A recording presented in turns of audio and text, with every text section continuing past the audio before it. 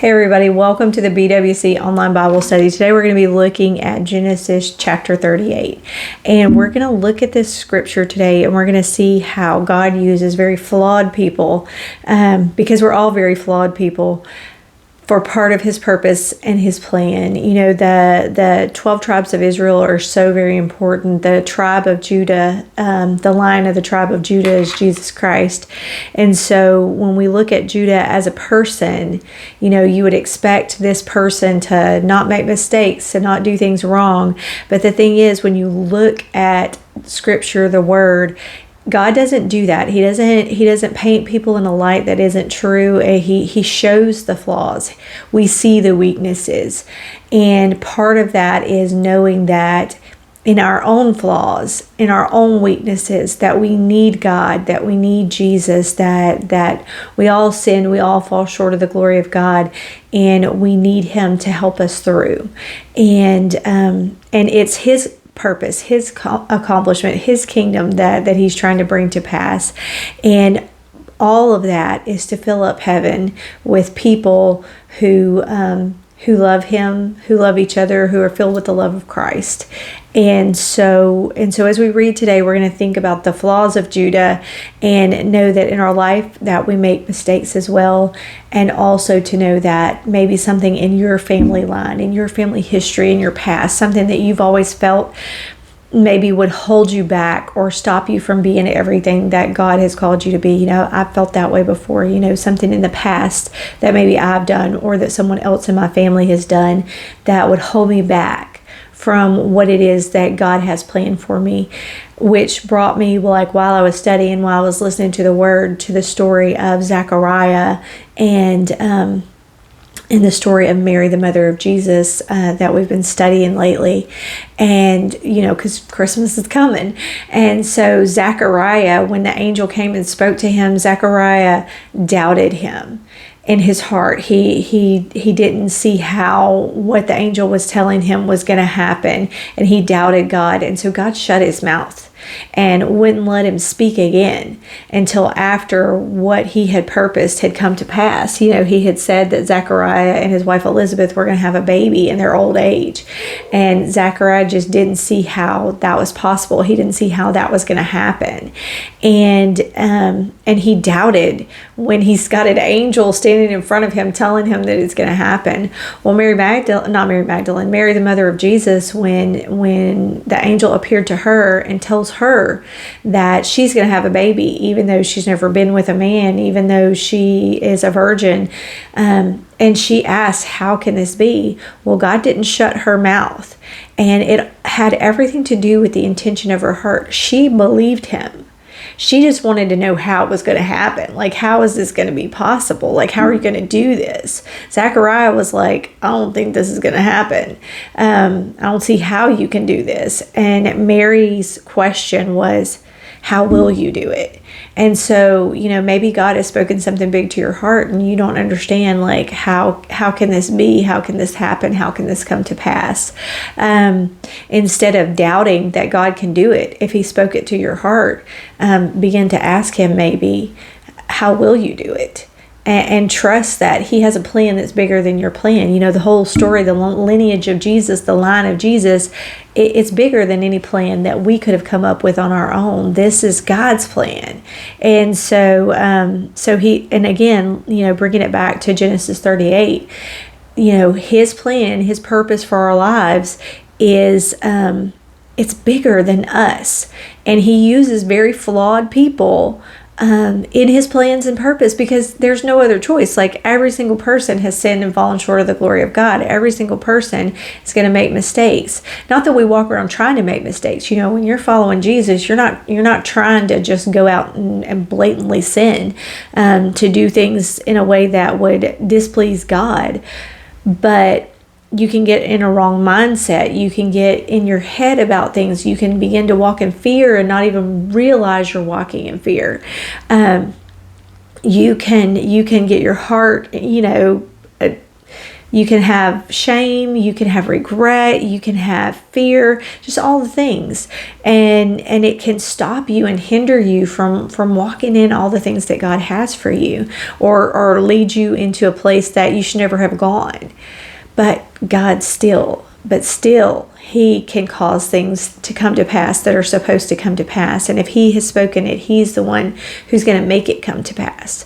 So let's start off in Genesis 38, verse 1, and let's find out about Judah. It says, about this time, Judah left home and moved to Adullam, where he stayed with a man named Hira. And he saw a Canaanite woman, a daughter of Shua, and he married her. So he's hanging out with people who were not from the 12 tribes of Israel. He's doing some stuff that he shouldn't have been doing. He marries a Canaanite woman, which is not supposed to happen. Already, like, Judah, left home and went off in a wrong direction.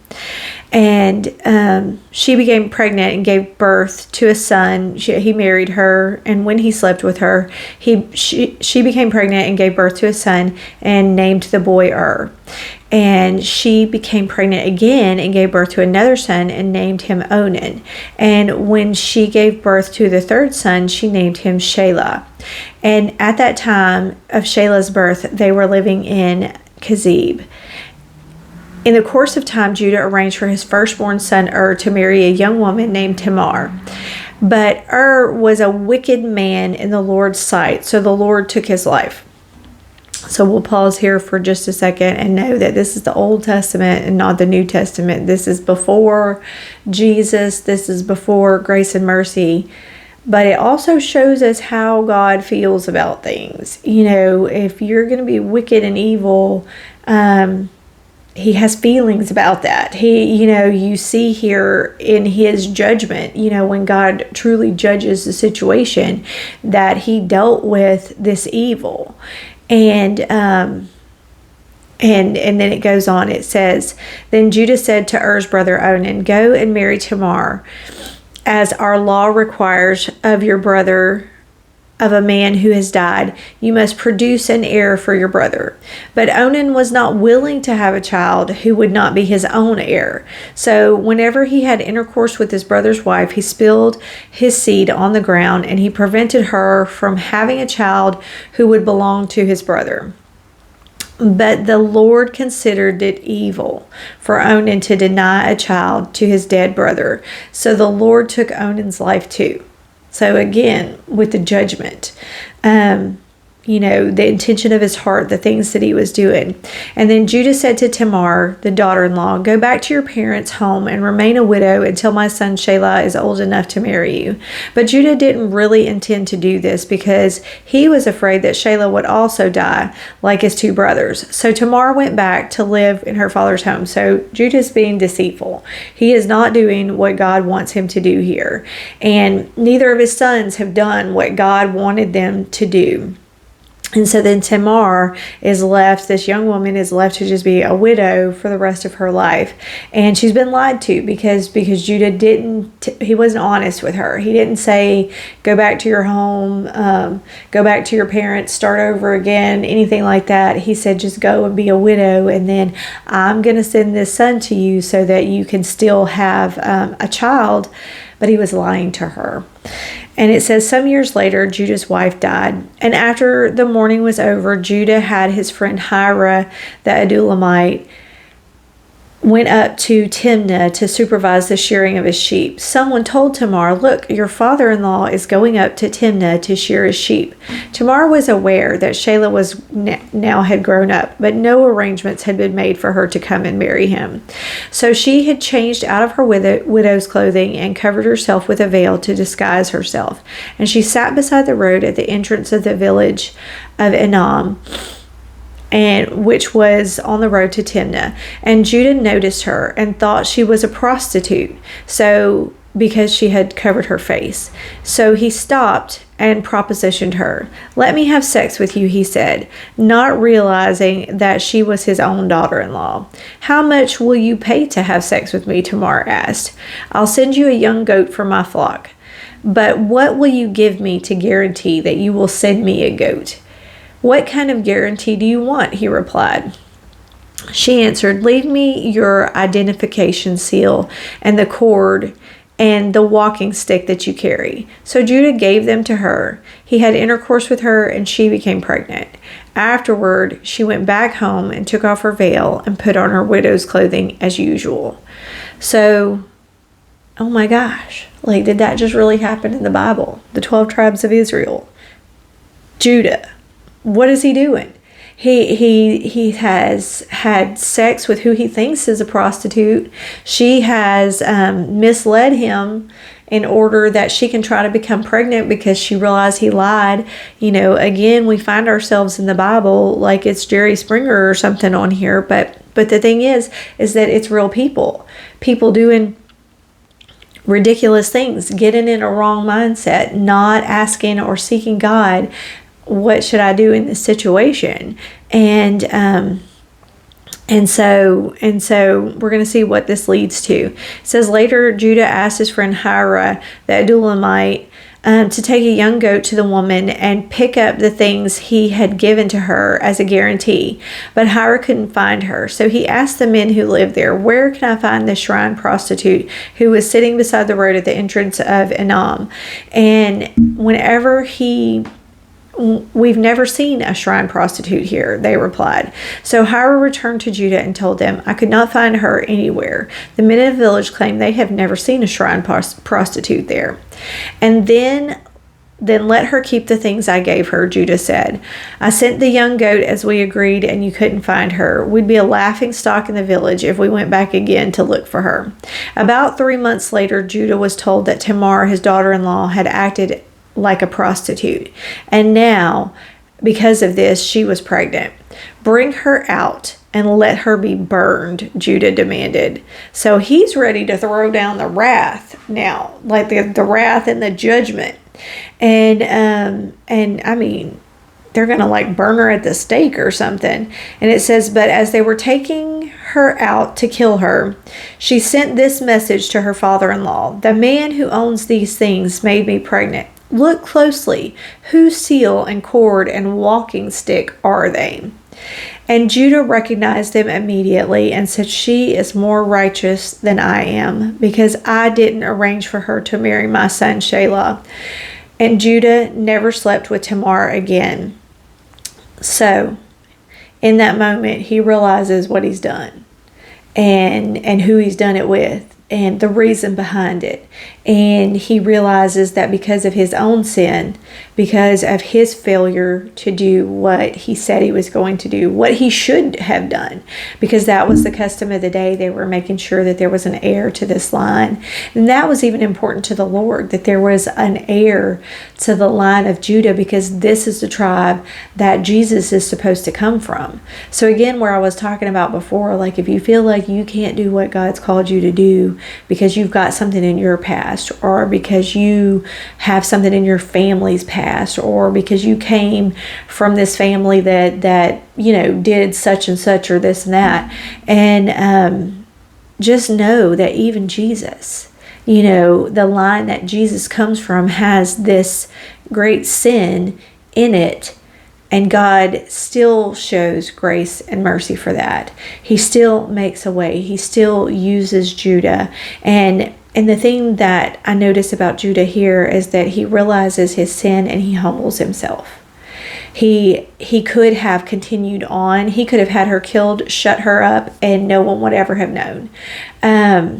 But he recognized and he acknowledged the fact that he had made a mistake, that he had done wrong, that he had done something that he shouldn't have done. And that's really a repentant heart, a heart that turns it away from the sin and turns back to God. And you know, that's what God is always looking for in us. He is always looking at our heart. He knows your heart. You can't hide it from him with your actions. You can't pretend to do the right thing, like the son that went in and slept with her as like an act of obedience to his father, but then spilled his seed because he didn't want her to get pregnant, because he didn't want to do what his father wanted him to do. He didn't want to do what the Lord wanted him to do. He had his own purpose and his own plan. And so And so we see that here, your heart matters. The intention of your heart matters. And then when God calls you out, how are you going to deal with it? Are you going to, continue to argue your point with him, or are you going to submit yourself to him? Are you going to turn your heart toward him in that moment when you realize that you have sinned against God? Because we're all going to have that moment, like, I don't know who you are and how good you are and how many mistakes you never make. But even pride is a mistake. And so God is continually working on us. We are coming to a place of sanctification. We are positionally holy with God when we believe in Jesus. But when we ask Jesus to come into our hearts, he is continually working on our character. He is bringing us to this place where when we finally stand in his presence, we will be sanctified. We will be holy. We will be able to stand in the presence of a holy God because of what Jesus did for us, not because of our good works, but he's like cleaning us up as we go. And so we see that here. And it says, the time came for Tamar to give birth, and it was discovered that she was carrying twins. And while she was in labor, one of the babies reached out his hand, and the midwife grabbed it and tied a scarlet string around the wrist, announcing, "This one came out first." But then he pulled his hand back in, and out came his brother. "What?" the midwife exclaimed. "How did you break out first?" So he was named Perez. And the baby with the scarlet string on his wrist was named Zerah. And so we're going to move back into talking more about Joseph next week. But the Bible, the Word, took a segue into the life of Judah. And so what I just want to leave you with today is just that thought again about, don't feel like something or someone in your past can stop anything that God's trying to do. Because if God has a purpose and a plan, if he's spoken it, and I'm not just talking about you had a thought about something that sounded exciting or whatever. If the Lord has spoken it, that is very different than you just thought of something that you wanted to do. If his word has promised it, that's different than just, you wanting something. But if the Lord has purposed something, he will make it come to pass, and he's the one who's going to bring the promise into the future. And so don't let the past stop you from digging into God, from following after him, from taking that next step and doing whatever it is that he's calling you to do. So that's what I'm going to leave you with today, Genesis chapter 38, and I will catch you back again in Genesis chapter 39.